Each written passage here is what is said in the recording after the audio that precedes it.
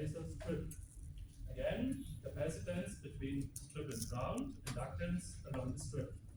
It's just the same as the coaxial transmission line in terms of equivalent circuit. This is another transmission line on a circuit board, ground signal out for Prof and waveguide.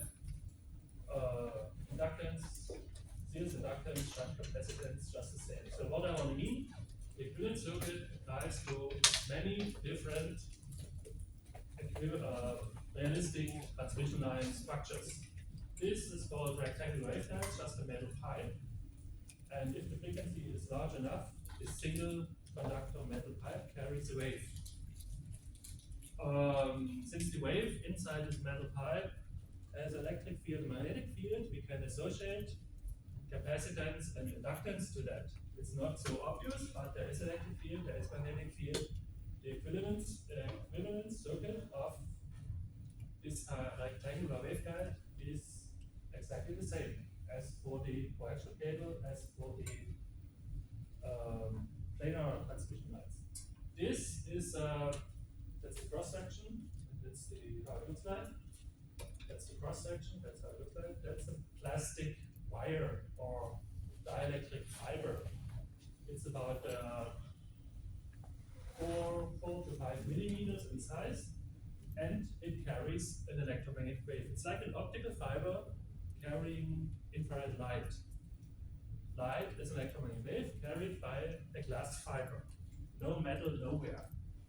An electromagnetic wave of 60 gigahertz frequency, 60, is carried by a plastic fiber of 5 millimeter cross section. There's no metal nowhere, but the wave has electric field and magnetic field.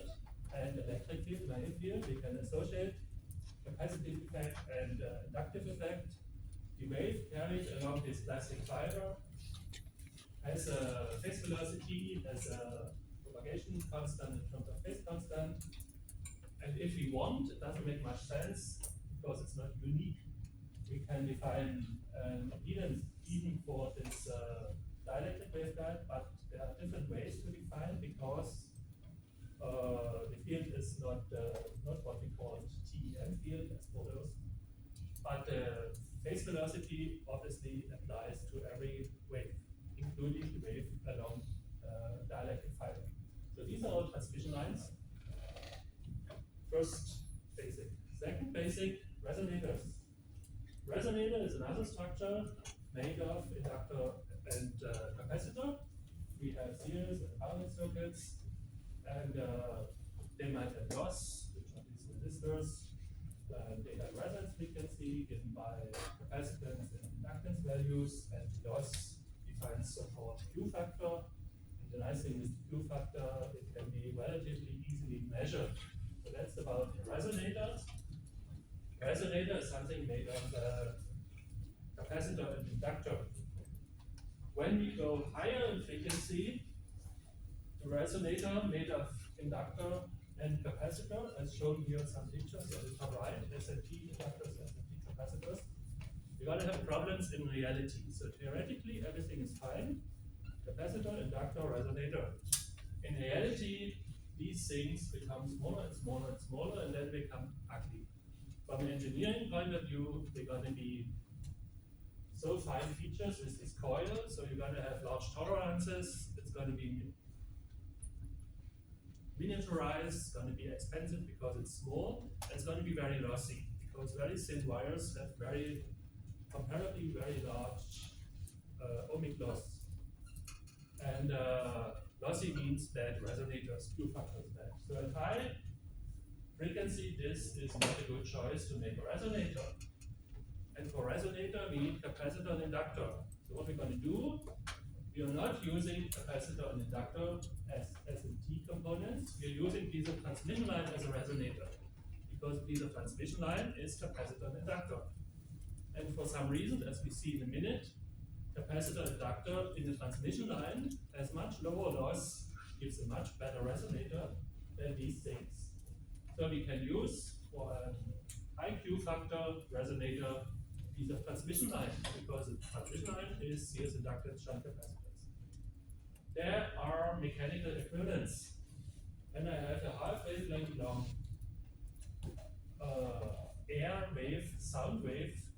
transmission line, for example, organ pipe, I'm getting the sound at resonance. When I have a quarter wavelength long transmission line with an air standing wave, I'm getting the sound from keyboard or tuning instrument. So you can make, obviously, from a piece of transmission line in mechanics, in acoustics, you can make resonators. So each guitar, each violin, a piano are half wavelength long resonators. Some instruments are four wavelength long resonators. And that works exactly the same with electrical transmission lines. A half wavelength long transmission line is resonant when the boundary conditions at both ends are identical, and when the boundary conditions are inverse, like short and open, then it's one wavelength long resonant. Like this one, short at the bottom and open at the top. These are short at bottom and top, and the sound comes out of these slots. As electric transmission line, you have inductor and capacitor, and in half wavelength long, you have a resonator. The resonator has small losses, much smaller losses as if you would use coils. So then we need one slide of Maxwell and to understand dielectrics later on. And the first statement about dielectric boundary condition for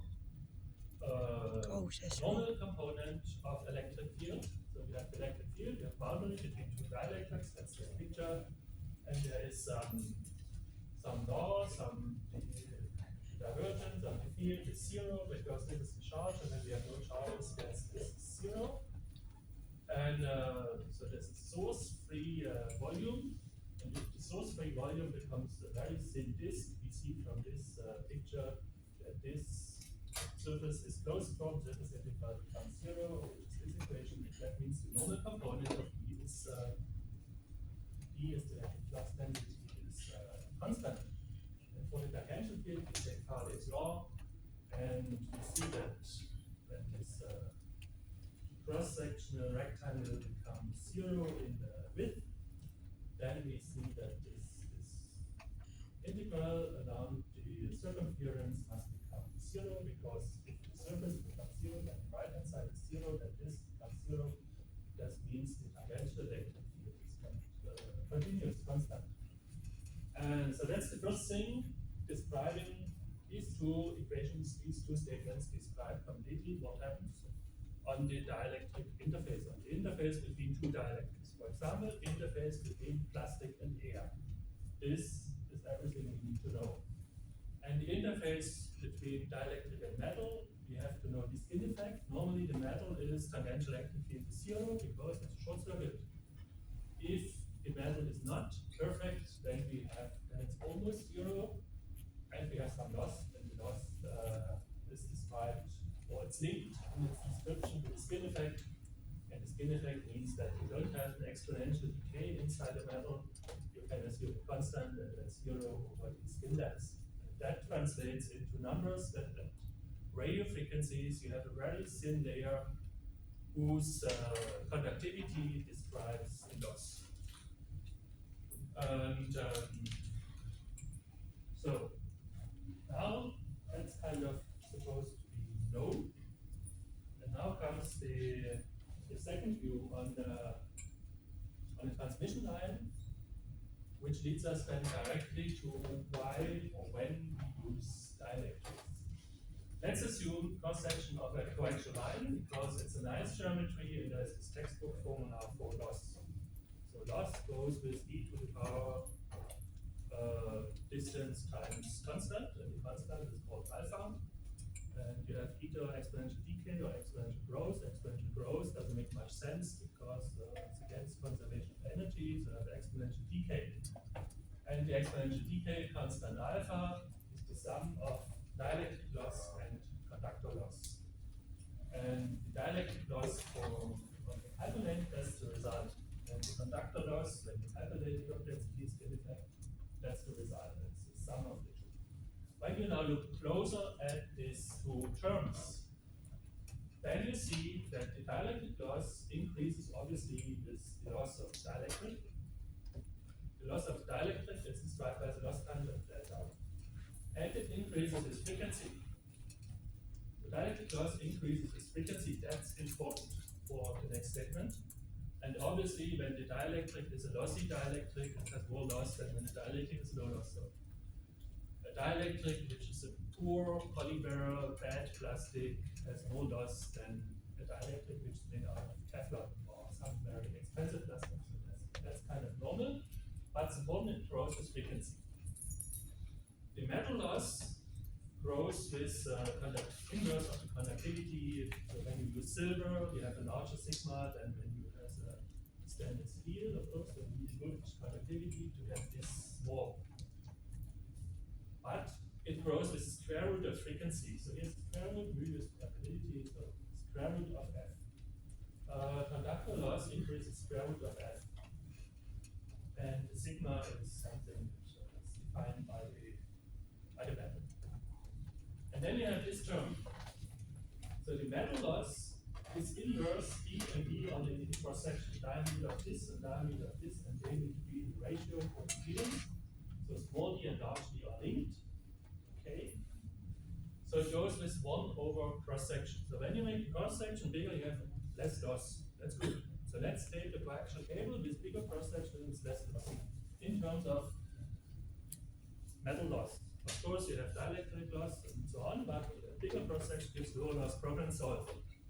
The problem is when you increase the cross section, then you get at the high frequency other propagation modes. So you get waves which travel with a different frequency through this transmission line. And that's the worst case. You should not have this.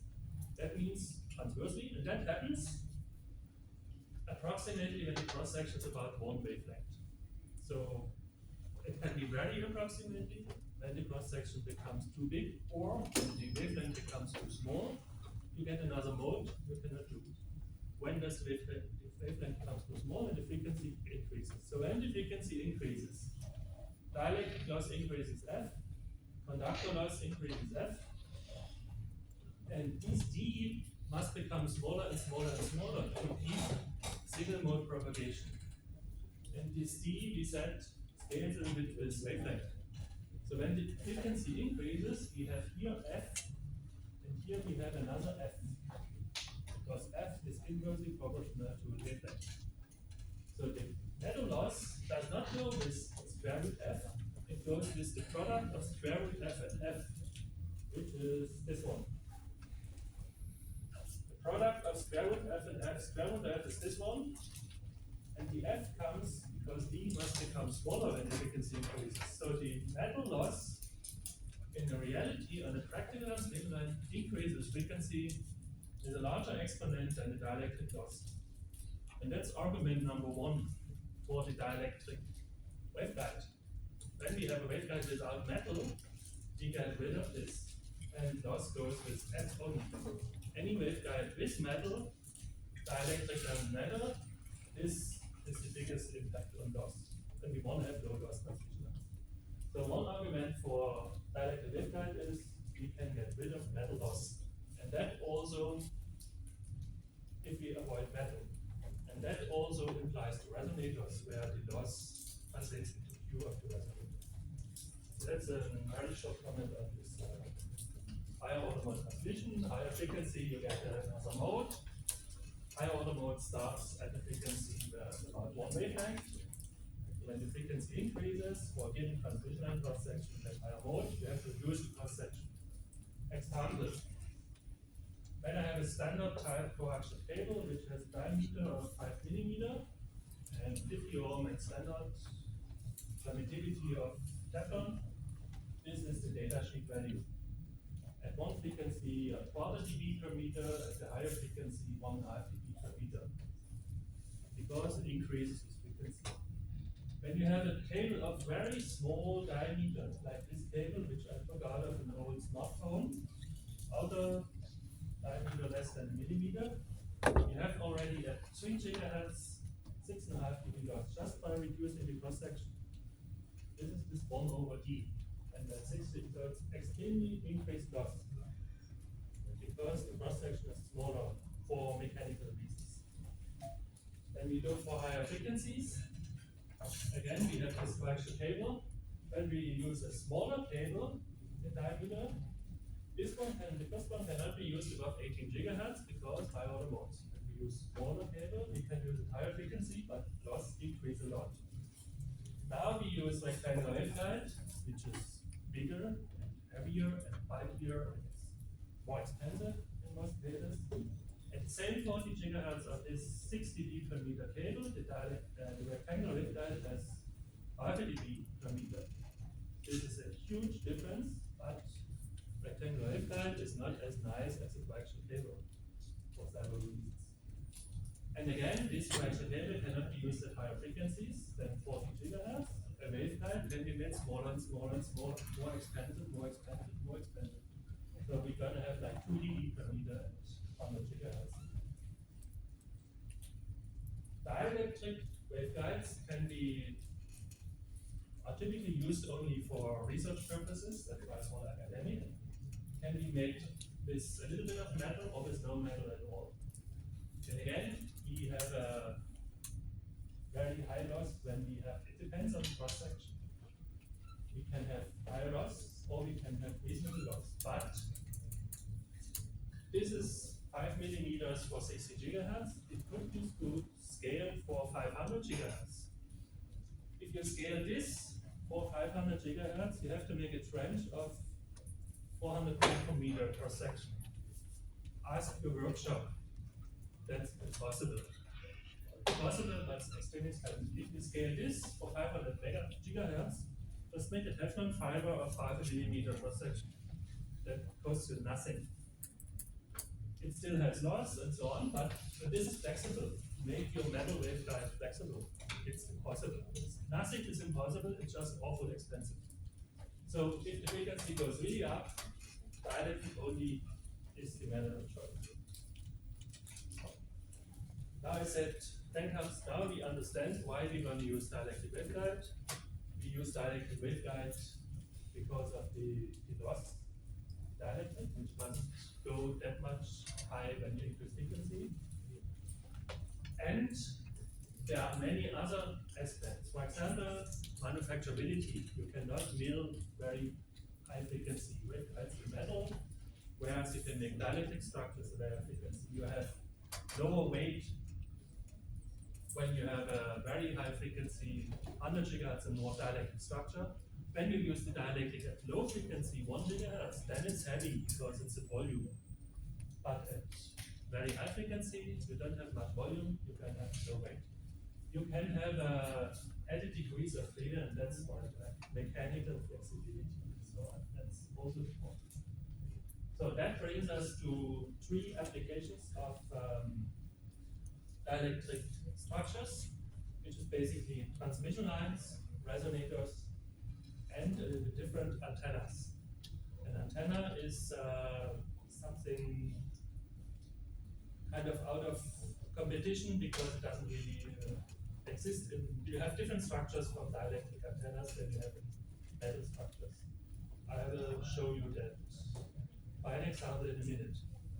So what dielectric materials we have? We want to have dielectric materials which have low loss. And for very few applications, we want to have other properties. For advanced very few applications, circuit boards, they want to have low loss but must be mechanically stable. Waveguiding structures, they must be mechanically flexible. Lenses, they must be low weight. But always they need to be low loss. So it's kind of a lot of applications, always low loss plus something add on. And course might be issue and so on. And the aspects might be issues. So there are dielectrics which are extremely non-healthy, like beryllium oxide. So it's a very nice dielectric for microwave engineers for heat conductivity, but it's very unhealthy when you heat it. And things like that. So there are other aspects. At the end, there are not many dielectrics which can be used practically for microwave applications. Basically, polymers, Teflon and polyethylene, there are not so many useful polymers. You can fill the polymers with something, then you end up with a circuit board. There are ceramics, so there's diamond, which is not a ceramic, but it's kind of too expensive. It's a very nice dielectric. And when you don't want to use diamond, then you end up with quartz, aluminum oxide, or all sorts of titanium dioxides, high permittivity. There are sort of classes which can be used. For example, this is an example of a multi-layer, like a circuit board, multi-layer glass, which is called NTCC. And there are semiconductors which are also used as a dielectric because the semiconductor is used as an electronic chip. And when you put an antenna on it, then it sees the chip as a dielectric. And that can be awful, you will see in a second. But there are not so many dielectrics. Now, one slide. When you get this dielectric, you get a data sheet which states the permittivity and the loss. And you should not believe. In particular, you should not believe in the loss in the data sheet. Why? A good data sheet states what frequency it has been measuring loss, and then it says it has been measured at 4 megahertz. And you're using it at 100 gigahertz, so the loss is completely different. And the data sheet can be wrong on other aspects as well, because the dielectric can be anisotropic or whatever. So it's a good idea to measure it yourself. And measuring the dielectric constant, dielectric loss yourself is difficult. So it's kind of it's not really science, but it's difficult to do. It's more difficult engineering, and then you have different methods to measure the permittivity and the loss tangent of a dielectric. One method is you can actually use for the data sheet by the manufacturer. They use a capacitor, 2 plates, put the dielectric between, and measure the capacitance with a resonance circuit. And that's something you should not do, because it only works at 1 or 3 or 10 megahertz. It doesn't work at very high frequency. At very high frequency, you have to build your own transmission lines or your own resonators and add your sample to the transmission line or the resonator and measure retuning by this sample. So I take a transmission line, which is ground, strip, ground on top, and I measure it, transmission as to one phase, and then I'm adding my dielectric. I open it to 2 sheets of dielectric, measure it again, and I measure something else, and from the difference I can calculate dielectric constant and loss. Same for the resonator. This thing resonates.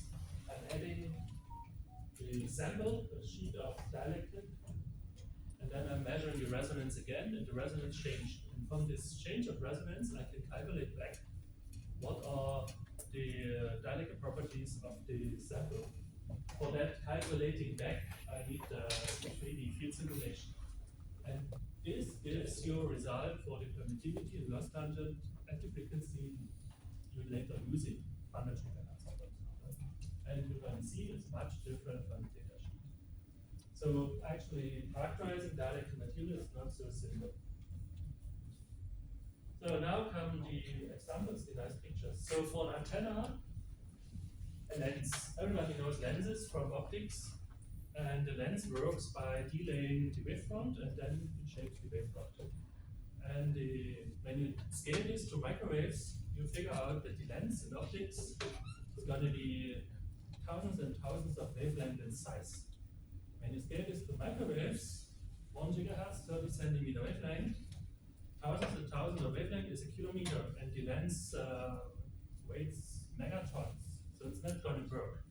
So a microwave lens is still much larger than the wavelength, but not 1,000 times. The microwave lens is 5 or 10 or 20 times wavelengths.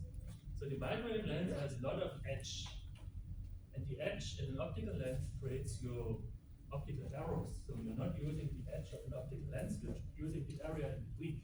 I'm not using my glasses here, it's dirty anyhow, but you're looking in between. On a microwave lens, you have to consider the edge of the lens ends. So that means the microwave lens is not so good. Second, it's a volume, it's heavy when the frequency is low. That's why we use microwave lenses only at high frequencies, 10 gigahertz at least, 30 gigahertz, because of this size and weight. And these are examples. So this is a standard one antenna. This is a collimating lens. There's something around to hold it. That's the collimating lens made out of Teflon, kind of shaping the beam of the one antenna, increasing the angle, reducing sideways. That's a rod, and the wave is kind of focused with right in the rod direction. That's rod, and the wave is radiating sideways in an umbrella-shaped beam. That's a lens where the dielectric is not homogeneous. That's kind of impossible in optics. So you use a material which has permittivity 12, but some holes, so effective permittivity 10. And then it goes down gradually, effective permittivity 1 at the circumference. But the lens of inhomogeneous refractive index can do a lot of fancy stuff. It's impossible to make in optics, and in microwave engineering you can make these fancy stuff. It's actually shown here. So this is a picture of light rays, and this is the focal point. And when the light rays emerge from the focal point, they are bent continuously because the gradient of the reflection index or permittivity. That's the practical realization, and these are two simulations. So this is the focal point, and the wavefronts are bent, and then they are straight, and you get focus B. And then you move the focal point, the wavefronts are bent, and the focus B in the other direction. So these are things you can make with microminute dielectric lenses. You cannot do something similar in functionality with. It's very difficult to make something similar without dielectric.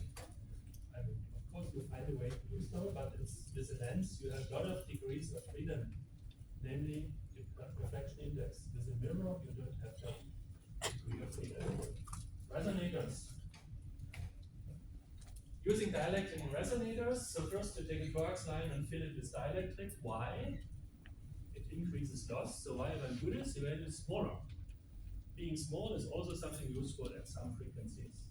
So you fill the coaxial cross-section with a large cross-section with dielectric, with a large dielectric constant, and then it's quarter wavelength long. And quarter wavelength, free space divided by square root permittivity is going to be small. So just to reduce the size, this stuff exists.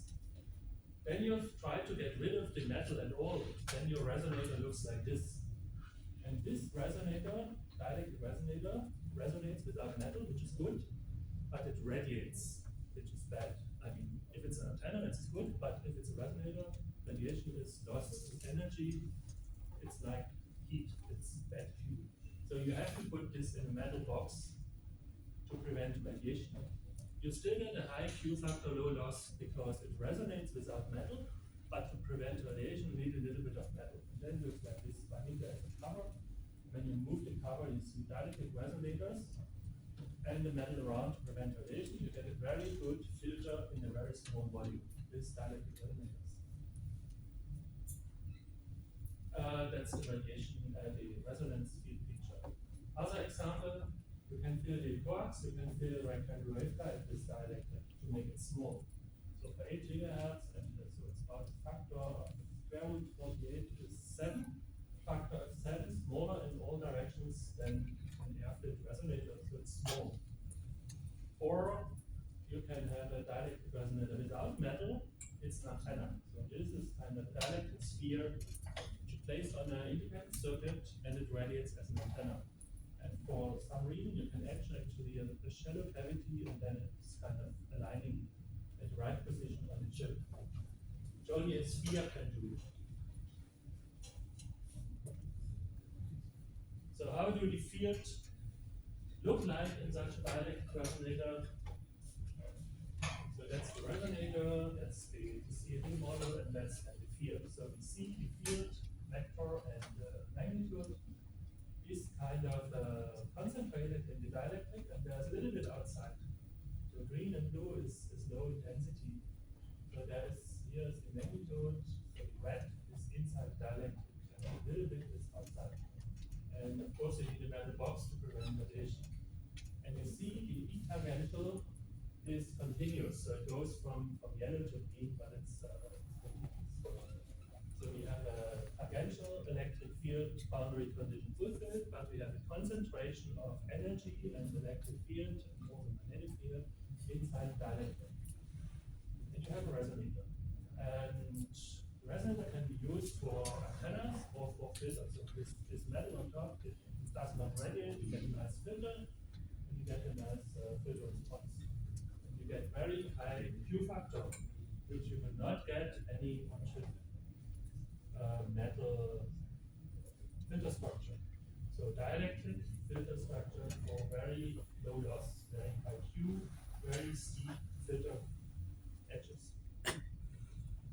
Waveguides.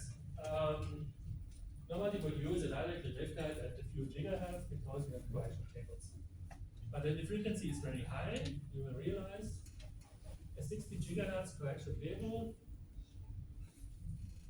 you pay $1,000 for such a piece with 2 connectors. So it's going to be expensive.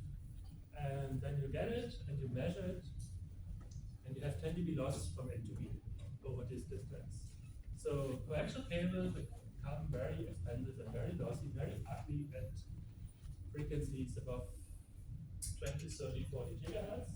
And this is a 60 gigahertz dielectric waveguide, which costs you $1.50 per meter when you buy it in small quantities, and it has lower loss than your coaxial cable. The problem is you should not touch, because when you touch the electric field, then you disturb. So you need a foam, either you keep a distance or you need a foam to avoid touching. You can make it stiff, and you can make like an antenna feed network or a connection. So this is milled from high permittivity material. You can make waveguides, so you can make a lot of things, but it must be special. And this is kind of a replacement, so to say, of a coaxial cable, but this is replacing nothing. So there's no equivalent in other useful structures. This is a unique solution made by dielectric waveguides at 100 gigahertz. Dielectric waveguides. What else? Here picture, how it looks like. So that's we are already seen, that's what I just mentioned. You need something to not to touch, because the field is outside. It's not much field outside, but a little. In the moment you touch it, you disturb, and then you need something to avoid disturbance, like foam. And of course the foam should have low loss. And that's something you can try out. But still it costs nothing, close to nothing compared to any metal structure. Another thing is dielectric waveguide.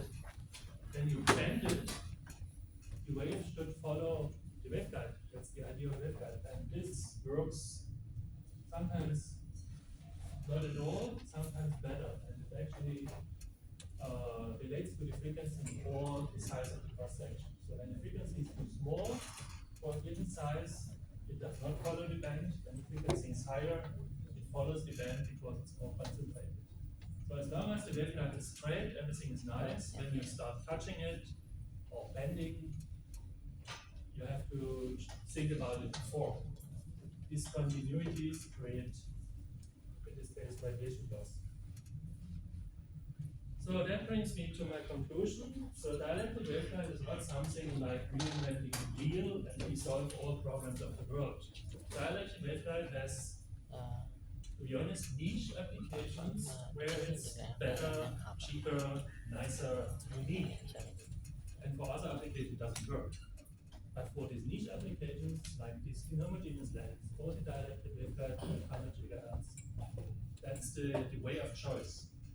So 2-conductor transmission lines are useful unless the frequency becomes too high, and they are still useful but too expensive and bad.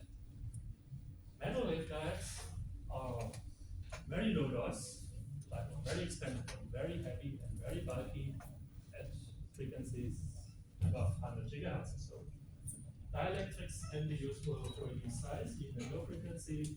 Dielectric only can be used for waveguides and transmission lines, even for resonators. But you have to consider problems which can occur because the field doesn't stop at the dielectric interface, it continues because E field is continuous. You have something outside, and you have to make sure that outside will not kill your applications. So the message is dielectric waveguides are unique.